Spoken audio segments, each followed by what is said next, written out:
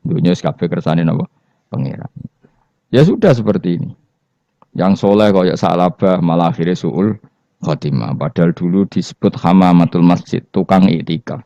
Gak tahu mulai ke masjid, tapi akhirnya suul khotimah. Wahsi sing mata ini kekasih Nabi, rupanya mata ini Hamzah ditakdir husnul khotimah. Makanya dungo ya muqallibal qulub tsabbit qalbi ala dini. Kita tidak pernah tahu. Nah, kenapa kalau saya ngaji PD? Mereka aku muji pangeran, saya tidak pernah mikir awakku, tak penting awakku, penting muji pangeran. Ngaji itu artinya kan muji pangeran, muji ilmune pangeran, ya sudah selesai. Itu anak kue dongo itu mikir awakmu dewi. Mulane dongo mek ngaji ku derajate dhuwur ngaji, mergo ngaji muji pangeran, nak dongo mikir awake dewi. Makanya masyhur itu ada dua kelompok di masjid, yang satu diskusi halal haram, yang satu berdoa. Nah, terus Nabi keluar dari rumah berdiri, sempat ragu, saya kemana? Akhirnya Nabi ngendikan mereka itu berdoa kalau Allah mengabulkan ya disembadani. Tapi mereka belajar halal haram. Itu perintahnya Allah, saya sebagai Nabi. Terus akhirnya Nabi gabung kelompok yang belajar halal haram. Karena belajar halal haram artinya ingin menghidupkan hukumnya Allah Ta'ala. Tapi nak wong dongo kepinginnya iku kabul kajati. Intinya mikir awake dewi. Makanya saya termasuk ulama yang jarang berdoa. Tapi ya berdoa, tapi kadang-kadang. Nah, gue kan gak kontribusi ning agama rapati ya itu. Oh, dasar murahan. Ya tapi piye mulang ya ora payu. Jadi kadang-kadang kula dibantah. Lah jenengan mulangi payu, Gus. Lah kula ora payu, donga-donga ngono. Ya tapi aku ngerti pangeran ra bakal nyembadani barno ra Gus. Pangeran yo paling sedikit sithik ngono cukup. Kalau termasuk orang yang nggak setuju ya kalau orang solawatan terus berlebihan tapi khidmah ini Nabi kurang. Maksudnya gini loh, solawatan berlebihan ya. Redaksi solawat tentang Nabi itu kecil. Bukan solawat jumlahnya enggak. Redaksi tentang Nabi itu kecil. Sementara tentang keinginannya itu saya tidak suka. Saya suka solawatan itu ya yang nyifati Nabi banyak. Kemudian keinginannya kecil. Itu bagus. Kayak Ihya itu, kayak Ihya Abdul Hasan Asadili itu. Kalau dongo itu jaluke mau swidik paling baris paling terakhir. Misalnya gini, nahmaduka ya man huwa la ilaha illa anta arrahmanur rahim itu langsung in sampai nyifati Allah itu 99. Buar ngono nganti berkuras-kuras. Lagi terakhir mau jaluk dongo sithik. Nah kowe kan enggak muni muji Allah mau basa-basi tok. Alhamdulillahirabbil alamin wassalatu wassalamu ala Muhammadin. Mau nggo syarat tok. Baru ke Allahumma inna nas'aluka nganti telung lari. Telung halaman. Tapi pas muji pangeran, alhamdulillahirabbil alamin wassalatu wassalamu ala Muhammadin. Bariku terus dongo njaluk mapan, tolak buala. Oh, aja. Mana jare pangeran, muji kekasihku suwi dik dongane kecangkeman. Lah saya tuh gak suka jenis itu. Harusnya solawatnya itu yang panjang. Maksudnya nyifati Nabi yang panjang. Baru mintanya sedikit. Itu bagus sih. Itu akhlak. Makanya saya di antara solawat yang senang itu solawatnya Habib Ali Al-Habsyi yang ngarang Simtudur. Kalau beliau baca solawat itu solatan yattasilu biha ruhul musolli alaihi bi fayam basitu fi qalbi sirru nuri ta'aluki bi wa hubbi wa yuktabu biha bi inayatillahi ta'ala fi hisbi. Jadi dia baca solawat itu, ya Allah berikan solawat kepada kekasihmu Muhammad. Dengan solawat ini rohnya saya, musolli itu rohnya saya yang membaca solawat, bisa sambung dengan rohnya Rasulullah. Dan setelah sambung saya terhitung sebagai orang yang mencintai Rasulullah. Dan saya berharap dari cinta itu saya tertulis sebagai umatnya. Nah, aku kan enggak mau solawat itu mau. Saya termasuk orang yang enggak saya loh ya.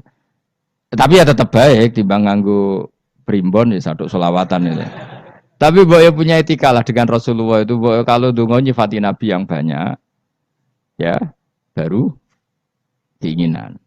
Kan banyak tuh selawat yang seperti yang saya misalnya di kitabnya Sayyid Muhammad ada Allahumma sholli ala sayyidina Muhammad nuri kalam alladzi. Wah nyifati Nabi itu sampai panjang lebar baru menceritakan hajatnya. Kalau kamu kan enggak nyifati Nabi basa-basi, mau sidik malah kadang orang misalnya ala Muhammad. Kok ala Muhammad muni sayyidina aja disoal. Misalnya terus dari kudungannya apa? Panjang. Saya termasuk yang enggak setuju karena itu menurut saya kurang etika. Makanya Rasulullah itu kalau berdoa kalau sudah nyifati Allah coba tak beri satu contoh saja doanya Nabi. Alhamdulillah hamda yuwafi ni'amahu wa yukafi'u mazida ya rabbana lakal hamdu kama yanbaghi li jalali wajhika azimi sultanik la nuhsi sana'an 'alaika anta kama asnaita ala nafsik. Itu sudah berapa itu nyifatinya, itu belum doanya tuh. Nah kamu kan enggak Allahumma alhamdulillah rabbil alamin Allahumma ya Allah di hajati gremeng itu seramu tuh kan jangan gak bakat wali. Nah, cara kula iku sisih dene. Kula ya sering ngamini dongane wong ngono niku, tapi ning atiku amin maksudnya amin barno mawon Gusti. Dadi aku amin tapi amin ku barno mawon Gusti. Wong ora jelas ngono berarti. Dadi aku muni amin tapi amin barno maksudnya ya Allah barno amin ngono maksudnya. Jadi karena tadi setahu saya doanya para nabi, para wali itu memang seperti itu. Ya coba itulah doa tadi aja yang saya sebut itu berapa kalimatnya. Apa? Alhamdulillah hamda yuwafi ni'amahu wa yukafi'u mazida ya rabbana lakal hamdu kama yanbaghi li jalali wajhika azimi sultani la nuhsi sana'an 'alaika anta kama asnaita ala. Enggak terhitung pujian saya kepada engkau sebanyak engkau memuji pada diri engkau sendiri. Allahumma inni a'udzu biridhoka min sakhatika fi mu'afatika min uqubatika wa bika minkal. Allahumma sholli bi haqqi jabarutika wa bi khawsukan kan panjang sekali doanya wali-wali itu, tapi semuanya mensifati Allah. Bahkan banyak yang kemudian lupa enggak doa. Coba haji, doa haji itu coba. Labbaik Allahumma labbaik la syarika lak innal hamda wa ni'mata laka wal mulka la syarika lak.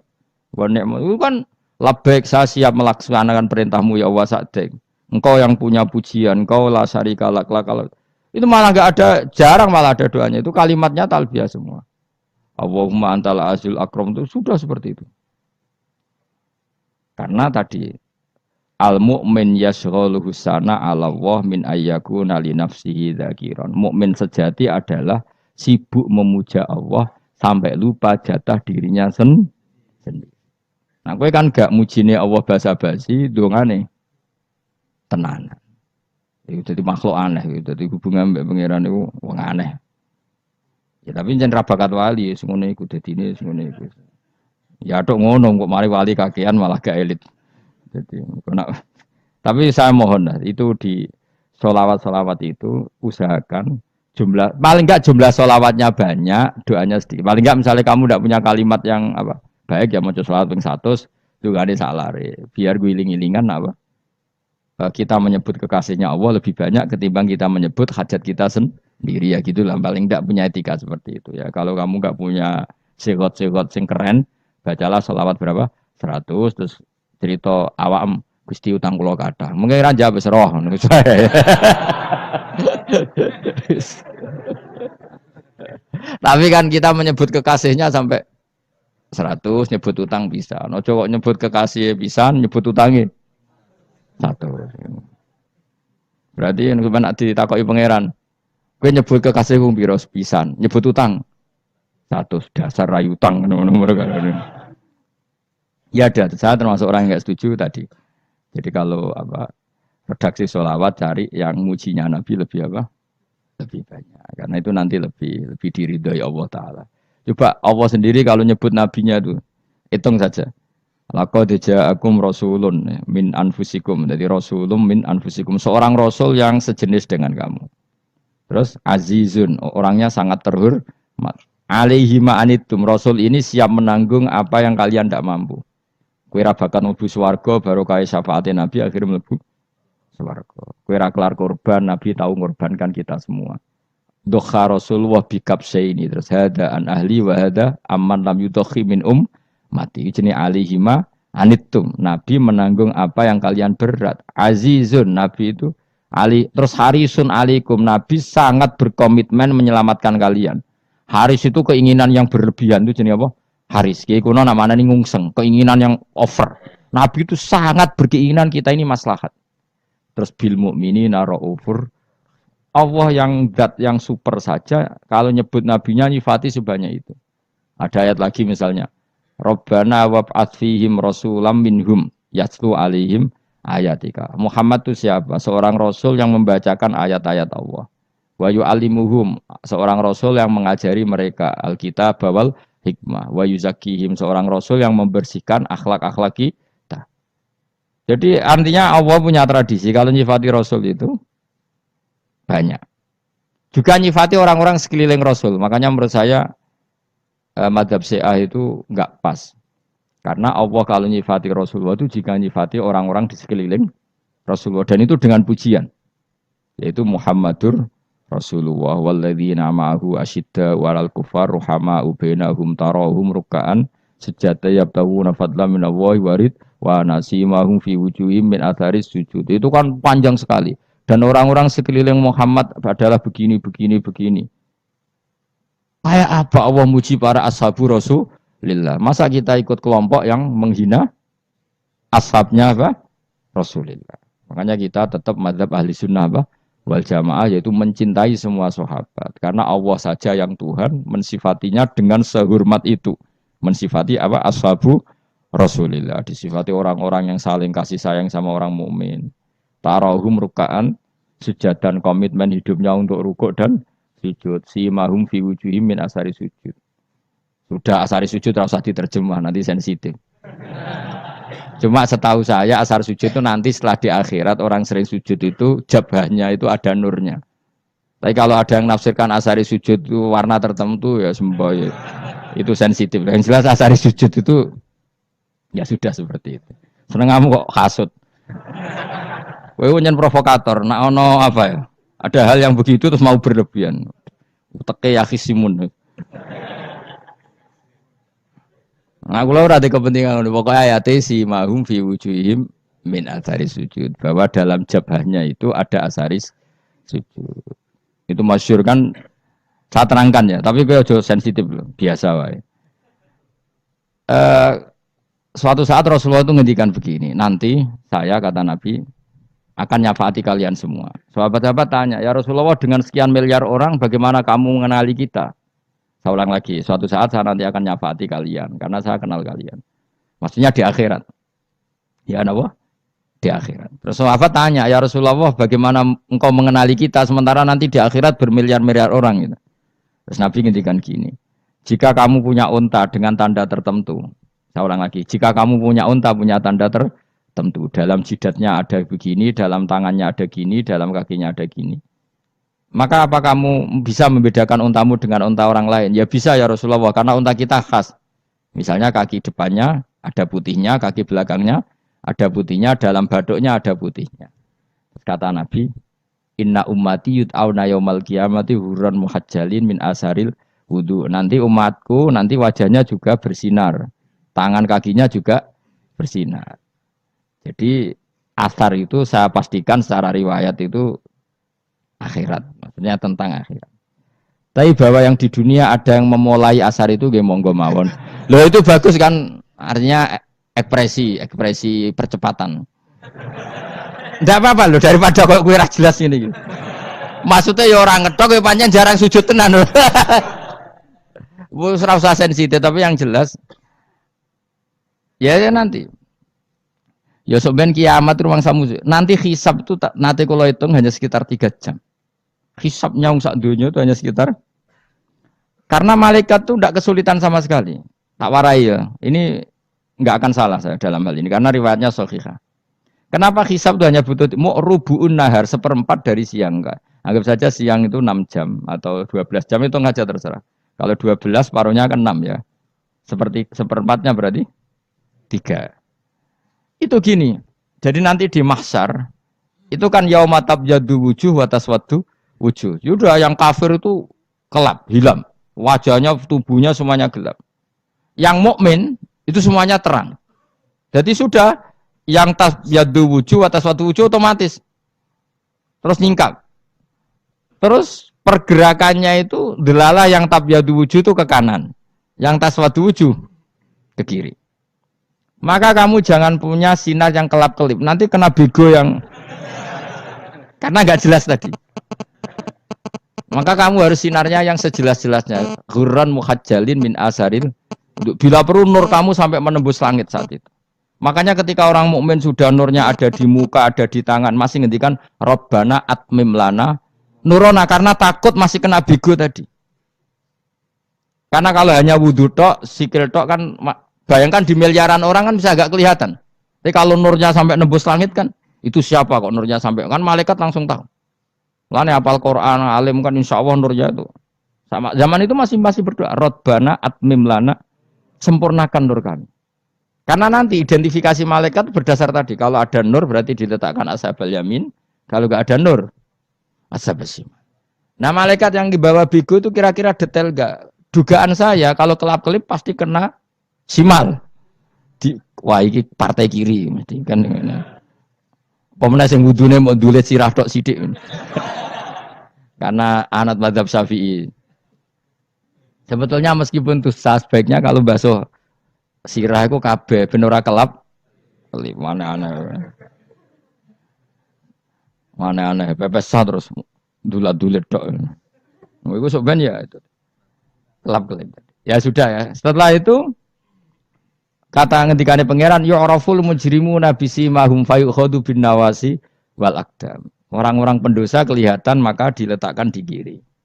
Nah sama yang orang-orang baik simahum fi wujuhim min asari sujud. Jadi ayat itu jelas tentang akhirat.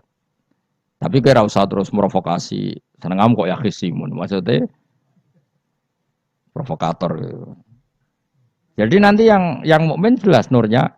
Lah nur ini nanti dengan kadar iman kamu, perilaku kamu. Ada yang kelap-kelip, ada yang... Nah yang kelap-kelip ini orang kena bigo itu tadi. Nanti setelah kena bigo ikut ashabis simal, yang kelap-kelip disortir lagi. Malaikat yang bagian detail kan ada nanti. Nah ini terus ditubir neraka. Yang kafir benar-benar neraka, yang ini ditubir neraka. Nah, itu nanti ini yang ngel-ngelok Kanjeng Nabi digoleki ya ini itu. Mana sakit Kanjeng Nabi, mana ono kiai soleh darani, nah iso soleh dhewe sakit Nabi mergo terus goleki endi umatku sing kelep-kelip terus dicari disafaati. Ya imma langsung dituruti Allah wa imma diumbasikne neraka. Ya terserah rencanamu piye kon aku. Tapi yang jelas apa? Kiamat itu cepat sekali karena tadi ada identifikasi tadi. Makanya hanya cukup 3 jam karena tadi yang jelek kelihatan jelek, yang baik kelihatan baik. Makanya cepat. Ya araful mujrimuna bisimahum, orang pendosa dikenali lewat alamatnya yaitu taswaddu apa? Wujuh. Kalau orang baik dikenali lewat tabyadu wujuh. Nah, terus setelah nyingkir, ini ngono tak warai kiamat. Setelah nyingkir itu faduri babenahum bisuril lahu bab. Setelah tersingkir tadi terus lalu ada pintu penghalang. Pintu pemisah. Nah, pintu pemisah tadi yang sisi kanan langsung jadi surga, yang sisi kiri jadi neraka. Itu disebut faduri babenahum bisuril lahu bab batinu fi rahmatu wa dhahiruhu min qibalihil adzab. Yang pintu arah kanan otomatis wilayah surga, yang pintu kiri otomatis wilayah neraka. Nah, problemnya ketika penutupan pintu itu dah yang kelap-kelip itu katut kemana ini yang makanya kamu jangan malok partai yang apa? Kelap-kelip yang enggak jelas itu koalisi kemana? Kalau partai besar kan iso nyalon presiden, partai kecil ini kan ikut mana ini kan? Sing sak ngisore 1%, 2% ini kan repot. Loh, coba misalnya nur kamu 2%, berarti gelap kamu kan 98%. Kira-kira malaikat mengkategorikan kemana coba? Ayo jawab. Gelap. Loh kok ada semangat. Padahal itu bagian dari kamu. Kalau satu tubuh itu sinarnya hanya 2%, kira-kira kategorinya itu partai gelap, partai terang. Kode semangat kok itu. Berarti kegaruk kemana? Kiri. Tapi bisa saja malaikat cara berpikir gini. Tapi kok ada cahayanya ya? Padahal kata Allah, yang bercahaya ashabul yamin. Kan nggak ada bilang cahaya terang. Bisa saja malaikat, alhamdulillah berpikir begitu. Ya nanti kita rayu saja supaya berpikir ini kan. Yang penting ada cahaya. Kan Allah tidak bilang terang apa kelap-kelip. Ya mungkin saja asal ada cahaya. Dikategorikan lahu nur. Punya apa?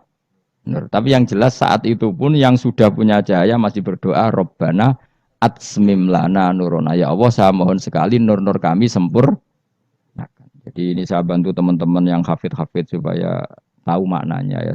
Dan yang enggak hafid ya dengar ya. Kalau nur itu penting. Makanya Nabi itu kayak apa? Nabi itu orang super. Itu kalau ngendikan wa maj'al min fawqi nuran wa min tahti nuran wa an yamini nuran wa an simali nuran. Sampai terakhir Nabi masih mendoa untuk dirinya waj'al li nuran dan semua tubuh saya jadi nur. Saya Nabi sudah gitu kan. Ya Allah, jadikan sisi depanku nur, belakang kami nur, kanan nur, kiri nur. Terakhir itu apa? Waj'alni nuron, dan doa semoga semua tubuh saya jadi nur. Itu termasuk doa yang sering saya baca. Karena saya takut kelap-kelip tadi, ini bahaya ini kalau malaikat. Saya tidak tahu cara berpikir malaikat tadi. Apa ngitung 98% maka dikategorikan apa? Gelap. Apa dihitung nurnya saja? Wong instruksinya Allah kan yang ada nur ashabul yamin. Meskipun kelap-kelip kan punya nur. Saya tidak tahu nanti ikut 2% ikut mana kalau di partai koalisi. Ya, ikut yang menang biasanya, ikut yang apa? Ya paham ya, makanya saya mohon. Kalau wudhu itu usahakan sempurna, terutama wudhu sholat.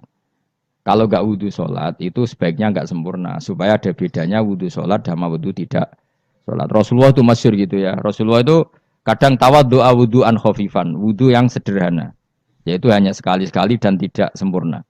Ketika ditanya as-sholat ya Rasulullah, tidak.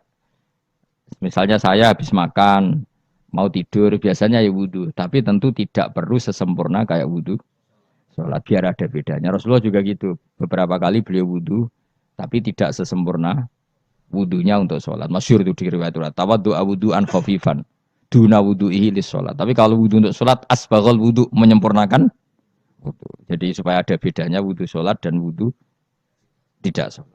Saya gak wong ora iso ngaji podo kabeh. Abu Bakar ya gitu. Ana wong poso sunat kok nyediakno buka, dimarahin. Istrinya pernah nyediakan buka beliau untuk puasa sunat. Itu embernya dipecahi Mbak Abu Bakar. Ditanya, kenapa gitu? Apakah kamu akan menyaingi Ramadan? Jadi nggak boleh memperlakukan puasa sunat kayak Ramadan. Dia biasa saja kalau puasa sunat tuh, wah, buka kolak, wopo. Ramadannya ya iri tuh. Ini gimana kok saya disaingi ini? Jadi KB itu ada proporsinya, ada apa? Makanya megang Quran ya wudhu, megang wudhu. Nah, KB gitaran terus wudhu, pengiran tersinggung. Piye kok menjaga gitar wudhu? Jadi nggak boleh kebaikan disaingi itu juga nggak boleh. Bapak gue sergap wudhu sampai nyekel gitar. Untuk Quran tersinggung, wasem nih, gak sembunyi kan.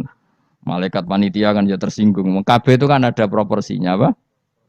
Ada proporsinya. Itu hebatnya Rasulullah. Jadi kalau beliau wudhu, bahkan wudhu itu wudhu li sholat sama tidak sholat itu. Misalnya sholat sunat tuh kamu mampu ngadeg boleh nggak duduk? Boleh. Kalau sholat fardu nggak boleh, biar ada bedanya. Fardu itu spesial, nggak boleh, harus berdiri. Kalau sunat pun harus berdiri. Fardu tersinggung, iya sunat kok nyaingi aku kan gitu kayak. Ya makanya sholat fardu wajib berdiri ya. Sholat sunat boleh duduk meskipun mampu loh ya. Nggak boleh sama. Sholat sunat pun harus berdiri. Berarti ada sunat menyaingi fardu. Ya jelas ya. Jadi aturan main itu harus jelas. Nggak boleh. Makanya Abu Bakar itu nggak mau kalau ada orang puasa sunat kemudian apa? Abdullah bin Mas'ud lebih parah. Dia itu tukang nyuepeng orang yang selalu sholat duha. Makanya saya itu duha itu jarang. Karena takut kena sweepingnya siapa? Abdullah bin Mas'ud. Itu ada orang khusyuk tiap hari duha, disweeping sama dia. Apakah kamu menjadikan sholat ini jadi fardu? Kok mbok lakoni bedino? Awas nampak lakoni bedino. Di era akhir duha dilakoni bedino. Perkara ini butuh duit. Itu kalau zaman Abdul Mas'ud kena sweeping apa? Karena berarti menandingi fardu. Yes, kira usah anut ilmu ku bahaya itu di sensitif. Cuma ini kan ilmu tetap tak utarakan. Biar kamu tahu, nggak boleh fardu disaingi itu nggak. Coba kan banyak ketentuannya tadi. Contoh paling gampang itu apa? Kalau sholat fardu boleh, nggak boleh apa? Duduk. Sholat sunat boleh duduk. Sholat sunat boleh di kendaraan sesuai jalannya kendaraan. Ainama tawajjahat bi rohilatu. Kalau sholat fardu, kalau kamu naik unta harus turun untuk memastikan di kiblat. Jadi banyak sholat sunat kamu dalam keadaan najis sudah tidak boleh dilakukan. Kalau sholat fardu, karena saking pentingnya fardu, meskipun dalam keadaan najis ya menemukan alat sesuci harus tetap sholat. Jenenge sholat dihormatil waktu. Karena nggak boleh fardu ditinggalkan. Meskipun nanti harus iadah. Karena nggak boleh mengalahkan fardu meskipun itu oleh najis. Jadi misalnya kamu pergi hanya bawa satu celana, kemudian di terminal atau apa kena najis, kena uyah sampean misalnya, kamu harus tetap wudu dan sholat. Karena nggak boleh fardu ditinggalkan. Meskipun nanti harus iadah, karena sholat kamu tidak sempurna. Dalam keadaan celana kamu najis, boleh nggak sholat sunat? Oh nggak boleh. Karena kalau fardu itu darurat memang sesuatu yang harus maka dilakukan. Tapi kalau kamu dalam keadaan nggak suci nggak boleh melakukan sholat apa? Sunat. Karena fardu itu spesial apa? Spesial.